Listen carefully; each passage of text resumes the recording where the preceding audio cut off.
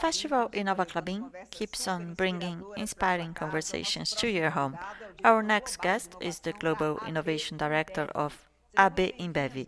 Welcome, Bruno Stefani. How are you, Bruno? What a pleasure to welcome you. Hello, it's my pleasure. Thank you for the invitation.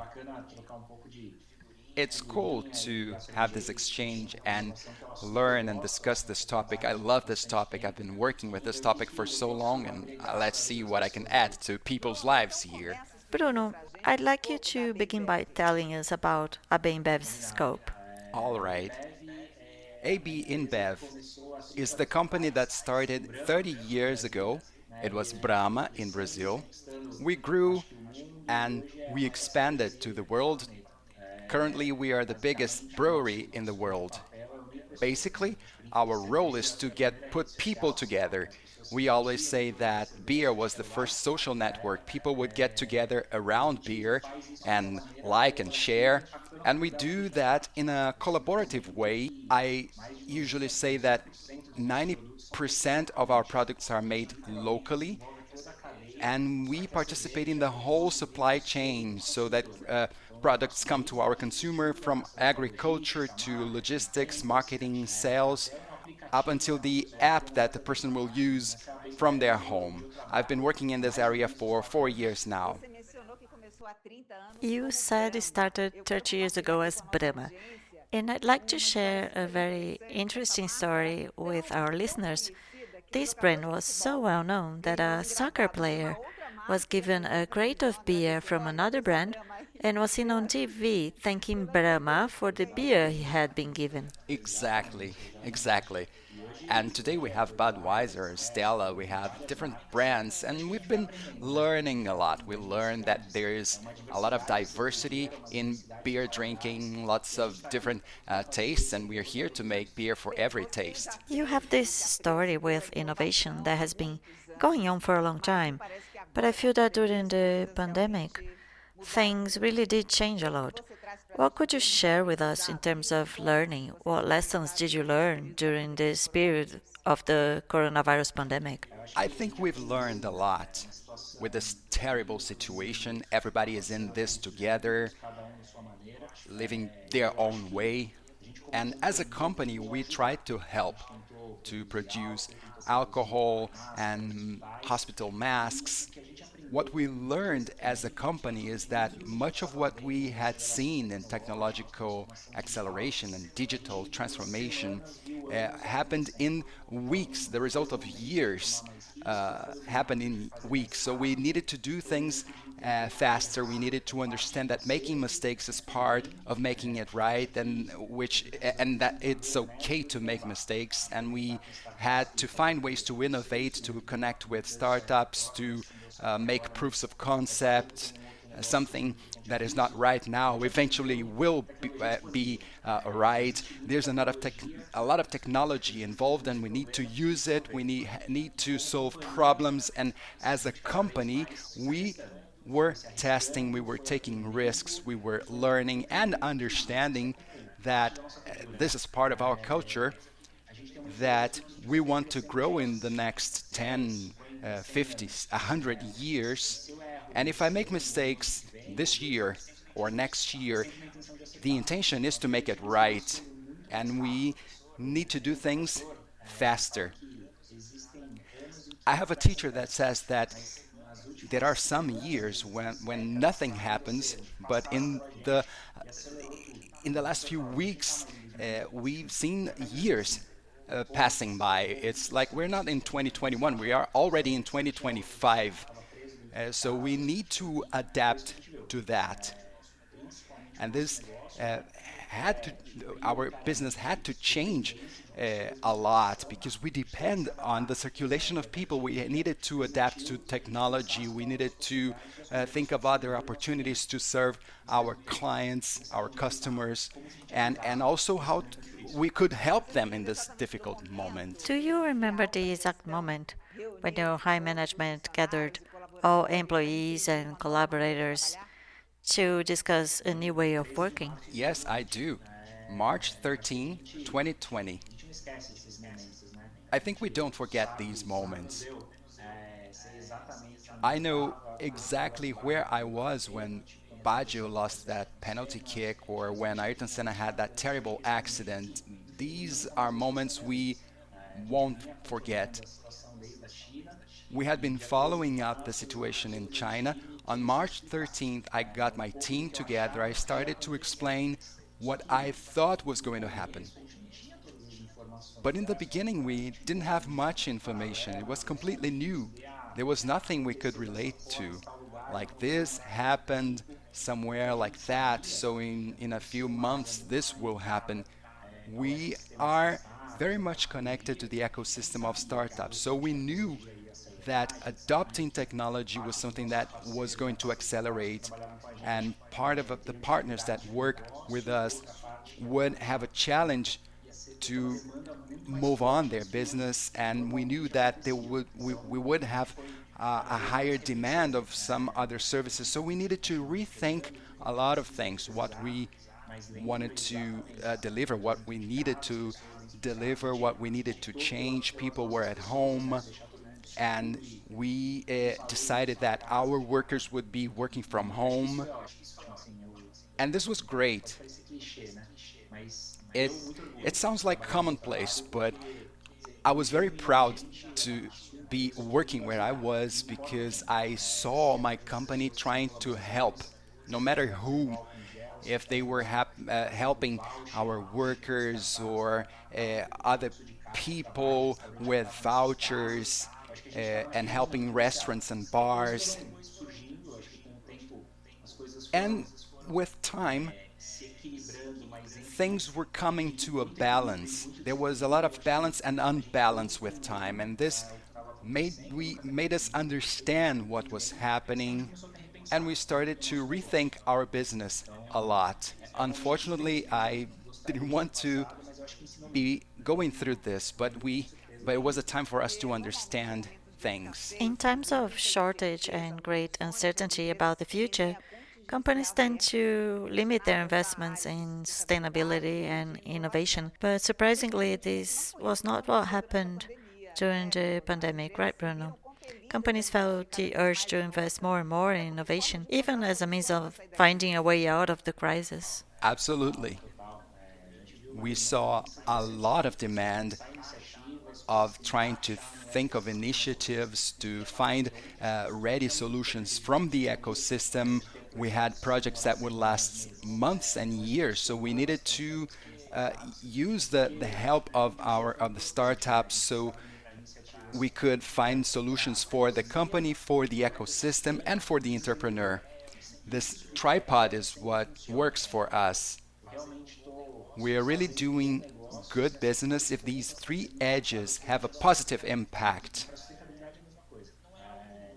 It is not new to us talking about innovation and sustainability, but we talked more and more about that, and this boosted most of our initiatives. It is a scenario where you are living very close to chaos, to something very complex. So solutions are not simple. We need to resort to science. We need to rethink our models. We need to study a lot. We need to learn how important it is to have the help of science so we can study more complex issues and come to better solutions. When I say study, it's not necessarily study in the academic way. It is about testing, how we test new things and understand that this is part of the process. If you fail and fail again, you are on the way to success.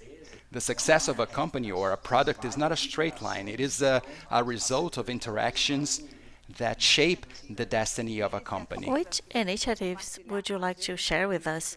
Initiatives that made you feel proud during this challenging period? There's one I like a lot, the one we had with Stella.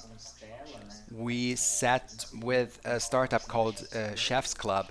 We knew that because people were not circulating, bars and restaurants would close, they didn't have cash flow to survive for a long time, and we made an initiative to sell thousands of vouchers the startup platform would sell a voucher for 50 reais, and the company would add another 50 reais for many places that made a huge difference. Today, they are working and they are keeping jobs and paying taxes. This was very cool.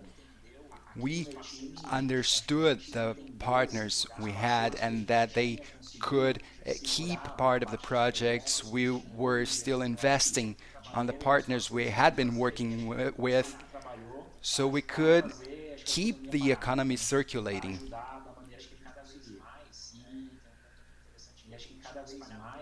And I have teams across the country. Many times, part of this team would be too close, like they were working in Sao Paulo and they were discussing things in the cafeteria. So we had to learn more how to share in public. More people were taking part in the discussions, and discussions were uh, becoming better and better. There's a person in my team in Florianopolis, and they said, I'm here in my own home, but I feel much closer to you guys. I'm here and I can participate. We didn't have lunch together, but I can participate, and we're here close. We took a long time to learn that not everybody faces the situations the same way. So this is a great learning. We learn about people after 13, 14 months at home with no formality, without uh, giving importance to so many things. We understand how we need to be concerned about people. And as a manager, I was there to help, to take care of the strategy, to take care of people. This is what I sought to do. To what extent these same people also found it hard to adapt to working at home because we know home office has turned a lot of families upside down. Absolutely. Myself included. I have a 3-year-old son, and sometimes he is part of the meeting. In the first 2 months, it was so weird, but later he would go in and out, and nobody would notice. We learned a lot. Not everybody has the same conditions at home. We talk a lot about home office, but what we're doing here is a temporary job from our home. After some time, families have adapted better to time and place and whatever, but that's not the reality of many people in Brazil. Much of what has happened broke barriers in the corporate world, the formality, hierarchy. We're learning more and more that what matters is what we want to build, our ideas. Everybody is in the same Zoom, in the same window, has the same time to speak. It is much more democratic. It favors ideas much more. We've had that culture in the company already, but now the thing is that there's no other solution. Literally, that is the situation, the normal situation, let's say. I presume this new environment is much more conducive to innovation, since you say paradigms have been broken regarding hierarchy, there's a more informal environment, people are more focused on ideas and are willing to contribute to optimize processes and schedules. Yeah, pretty much that. I've been telling my team in the last few months that personal and professional life have not much difference anymore because your work is invading your home. So it requires a lot more lightness. If you want to go to the gym at 4 o'clock, it's okay. If you want to watch a series, it's okay. We need to understand how the team works together. We sit and discuss what do we need to do and how we can do this together. And this was great. At the same time, we were adopting new technologies. Traditional companies had to think of new models, so we had lots of insights. We were discussing many new things.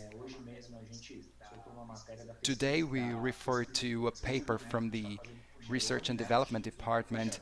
They are researching drones, and this is something that was inspired in another company, and we are testing that, studying that, and bringing it to our ecosystem. I don't know if it's for the next 2 years or 5 years, but we need to see it as a possibility. We need to start now to study, to research, to understand how technology works.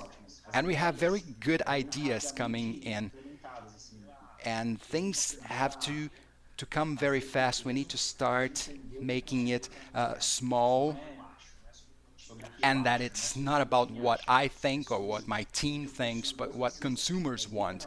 And it is about solving problems. It's not only what we think is adding value. We need to see the problems and how we are solving problems. This is how companies grow.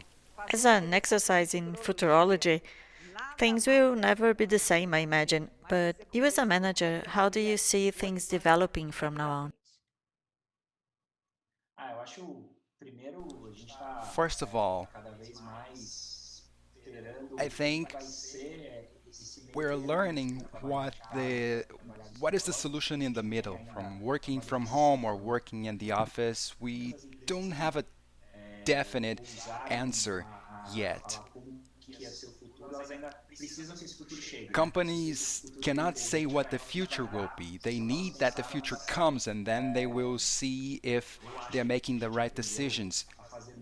We learn to do many small things, and that we can learn through small initiatives, and that we need to do a lot towards these initiatives. The more we test, more we get it right. And I think for our personal relationships, they are much better now. In a way, everybody is impacted by that, so they need to be closer. They need to vent sometimes and need to discuss. And people miss each other, miss going to the bar and having a beer, get together. I think when we go back to the office, that will be a moment of celebration. But at the same time, we created habits that it is hard to know how they will be like in a new environment. I'm not sure if we'll be as concerned with hygiene and with health as we are now. So I'm waiting to see. We've learned a lot and we'll practice a lot too. I can't wait for this pandemic to be over to have a gluten-free Stella with my friends from yoga. I know you've launched the product, gluten-free. Please do. Yeah, we released this one. We released Stella and Michelob, which is a lower calorie beer with 80% less calories. This is something that people discuss a lot today. They discuss health, and we need to be there through a new beer or through the app, through a community. We need to promote these debates. There's no right or wrong. Everything in life has a third way, and there is a lot of discussion so we can find the best way. So it doesn't matter if it's about beer, if it's about health, or it's about using drones. So we have a lot of representation. We make a lot of impact, and when we want to be part of all that. Bruno, thank you very much for your participation in our festival. Congratulations on your work. Good luck. And I hope I will see you again soon. Thank you. Thank you very much. It's been a pleasure. Whenever you want. And you, don't go away, because there will be lots of other interesting conversations to inspire innovative ideas. I'll be right back.